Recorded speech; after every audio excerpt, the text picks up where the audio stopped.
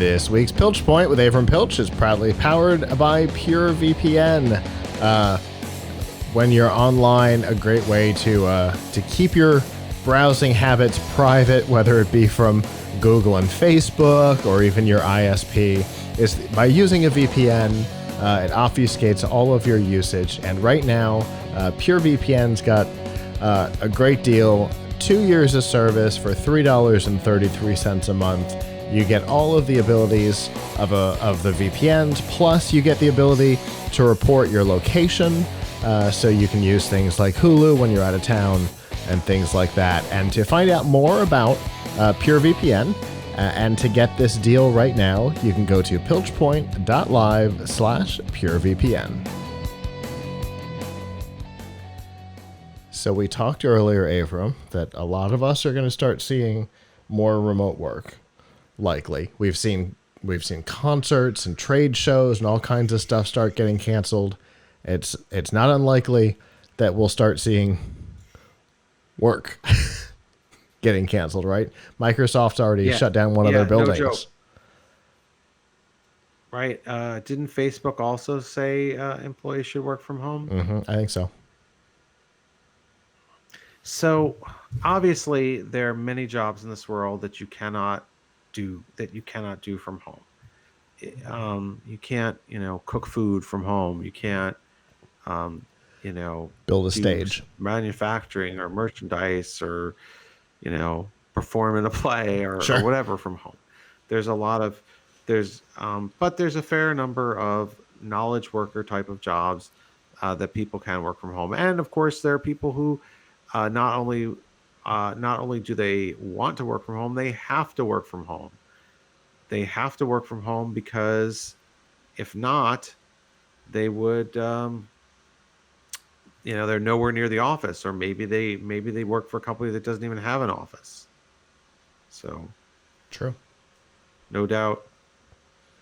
But for me, I'm one of the fortunate people in our tech journalism industry who actually has a company that has an office that I can go into, and I do go in every day, barring some kind of extraordinary circumstance. I usually, maybe if I had to, pick up my son from school because my wife couldn't do it, or something like that, or I wasn't feeling super well, or I had a doctor's appointment around or near my house, then I can work from home. But as the situation with the coronavirus gets worse, I think there's a lot of businesses that are going to follow the lead of some of the companies in Seattle and say, hey, we're gonna like make it mandatory for our workers to work from home for a while, or for workers who can possibly do their jobs to work from home for a while. So I wanted to sort of share some advice that I have from the days that I do work from home. And, as I said, I love to get other people's advice on ways to be more effective when working from home. So some of the things that are kind of obvious are, you got to try and make your home environment as much like an office work environment as you can. Now, some folks are living in, small spaces, and they can't carve out a dedicated room or a particularly strong narrow dedicated space for home office. But if you can, then you should. And if that space is maybe, a corner in your living room or something like that, then that's what it's got to be. But you got to try and carve out a space if you can. You also have to try and treat each day. You have to try and treat the schedule and method of going to work as you would if you were actually getting in the car or on the train or on the bus to go to work. So that means take your shower like you would, put on your nice clothes for work. Don't work in your pajamas. um, and have a good setup. It obviously helps to have multiple monitors. If you only have, this would help even in the office, but um, obviously having two or three monitors is ideal, if not more. These days, you can get a really good 24, 27-inch monitor for just over $100. So it's not too late, if you think you might be forced to work from home soon, to order yourself an extra monitor or two. Um, Certainly, if Obviously, you obviously, make sure have a that your lap. computer supports that. Well, that's what I'm getting to next. Ah, So, a lot of people, I would say most people who are working from home, particularly if you're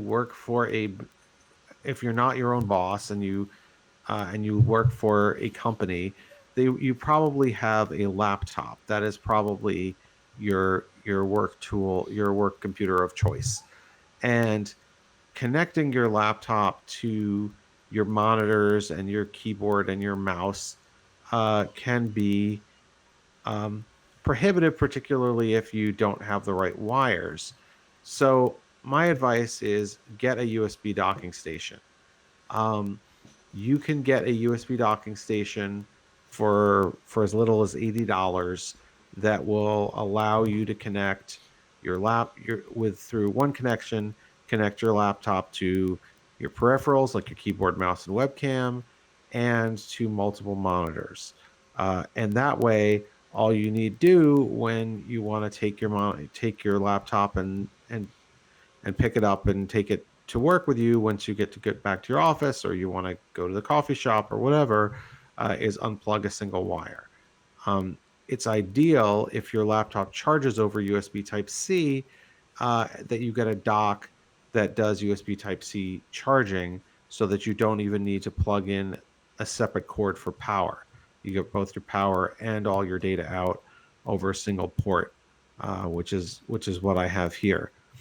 Um, so so having the equipment, having the hardware, maintaining the time. One thing that's a really big problem in working from home, and this is a problem for me, is distractions.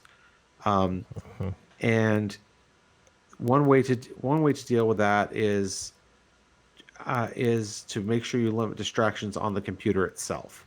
So I have a Google Chrome extension I like to use called Stay Focused, which is, I think focused is spelled wrong. It's like FOCUSD. Stay focused, and that allows you to set work hours and then block websites that you would be tempted to go to that are not part of your work. So, put in Facebook, put in Twitter, um, and it will block those for it will block you from seeing them. And then when you try to go to them during work hours on your computer, it will say, shouldn't you be working now? We're all ingenious at getting around that if we want to, because you still have your phone, you could uninstall it. I mean, but so at some point you have to exercise your own discipline, but whatever you can do to create that feel is important. I also think, when you have meetings with colleagues, trying to do them over video, um, try instead of just talking to people via instant message, uh, and if you can do video rather than just voice, it definitely feels more like being with other folks. uh, if, like me, you have a family that you share or pets that you share your house with, you got to do whatever is in your power to keep them out of your workspace, and you have to be very uh, tough on them in terms of, like, pretend I'm not here during the workday. Now, I have to say, that's always a work in progress between me and my family, because I'll have that talk and they'll still be not pretending that I'm not here. So, and that'll be, a variety of things. It's either my son coming and knock on my office door when I'm in, the middle of working, or me making the mistake of getting up to go to the bathroom and then or go get a snack, and then they're like, "Oh, hey, since you're up, Uh-huh. can you go do this?" So, um, I think you got to do whatever you can to put your foot down with family about for when you're working from home. Um, it is difficult, and I think another thing is just try and make your workspace as much like a real professional office as possible. If you can get a work style, a chair, a professional office chair, desk, you know, try to, you know, clean it up if you can so it looks more like you've come to a professional place. Whatever you can do to get yourself in the office mindset while you're at home is what you should do. Um, Obviously, work from home also can also be used to say work from somewhere else, like a coffee shop. And if you're not working on a network that you trust, like your home network, uh, for sure you should be using VPN, um, so that other people can't pick up on your work. Uh, hacking into the Wi-Fi. So those are just a few tips that I have for working from home. I think really the key is, and at least this is a key for me, do whatever you can to minimize distractions and to make it feel more like you're in the office. Uh, by modifying your environment, modifying yourself, putting on the clothes, and trying whatever you can do to prevent distraction. And oh, excuse me. As somebody who has worked from home for, I don't know, when did we shut the sumo office down? 4 or 5 years ago, right? And so I've been working from home for that whole time. The transition can be difficult if you're not prepared for it, if you don't have a plan in place. Obviously, I know you said have an extra monitor or two. Obviously, my overkill of 6 is its own thing. I mean, I'd like to have that. And if you count the MacBook that I use for Xamarin builds, I guess there's technically 7. It is a bit of a crazy setup, but development sometimes requires that, because that feeling that you're working with somebody, right? For years I have one screen that has been just for my business partner Mark. He and I would be on Skype together basically all day, as if we were sitting next to each other in the office, and so one screen was just Mark. And even if we didn't talk to each other, that's very interesting. even if we didn't talk to each other for most of the day, we were there. We had the connection open anyway, as if he was sitting at the desk next to me, which was the situation. We worked together for, when did we start sumo? 2008, I think. So, worked together for 12 years, 6 years at that point, 7 years at that point. You get used to being able to just lean over and go, hey, what does this look like? And so we tried to keep that, and that helped. Oh, that helped a lot.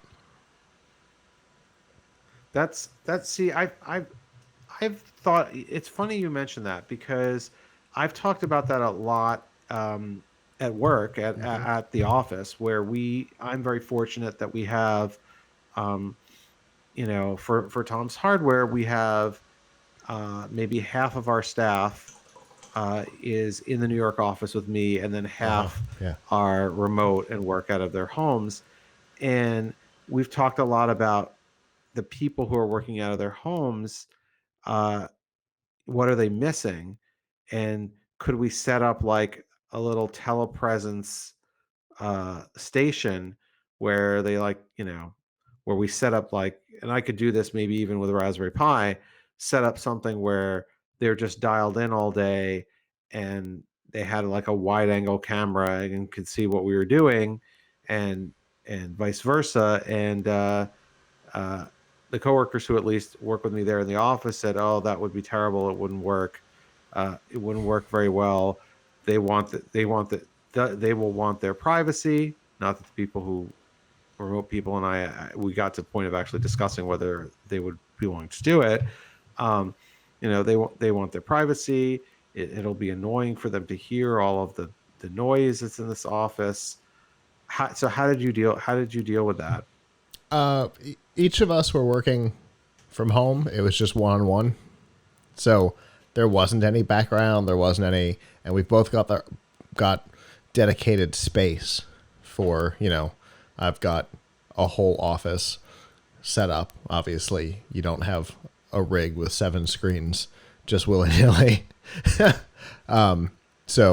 And Mark has that same home setup that's just workspace. Because when you do it full time, having a place that you can walk out of and close the door at the end of the day signifies that the workday is over. Which that's is a big part of it too, important for me. Yeah, it's important to have that space because then you also know when you're leaving that space. Right. So your day can end. Your work day can end. There's no mix of what is home and what is work. You have that ability to say, work is done, close the door.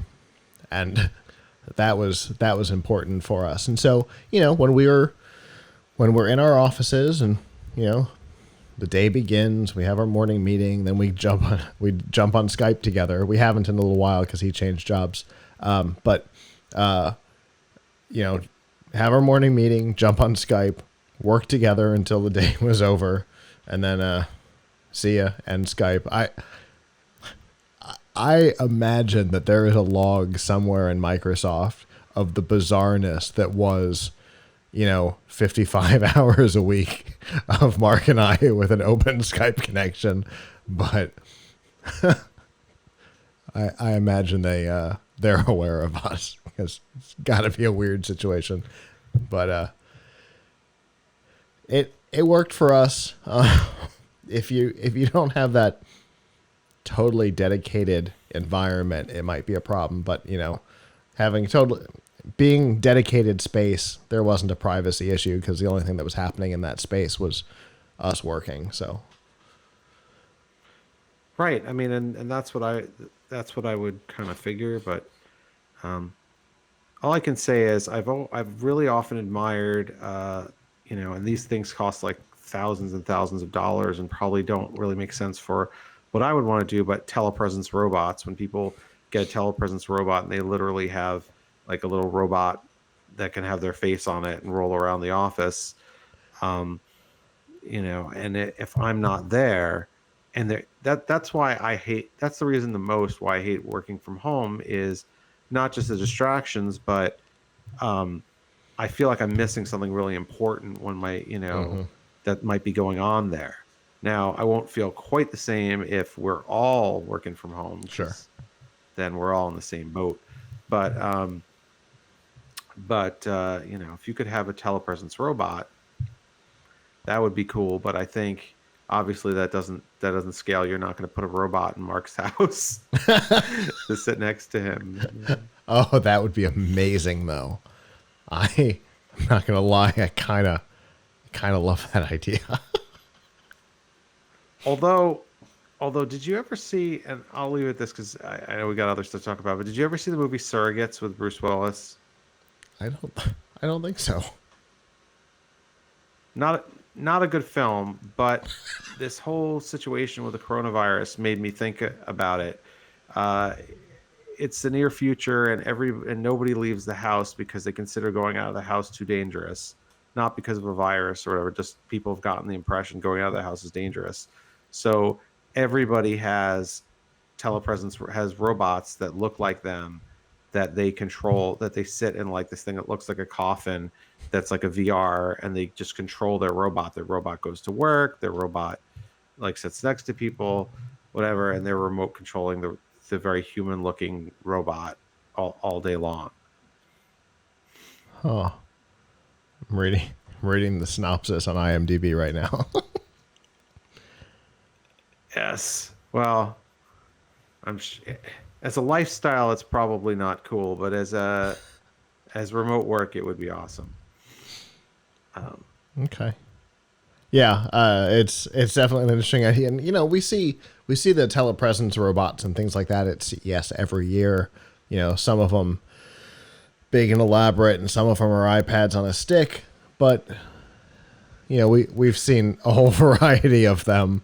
I remember distinctly Nick doing an interview, I don't know, 5 or 6 years ago with, I think it was a woman, and he did it through the telepresence robot, which was a tremendous amount of fun.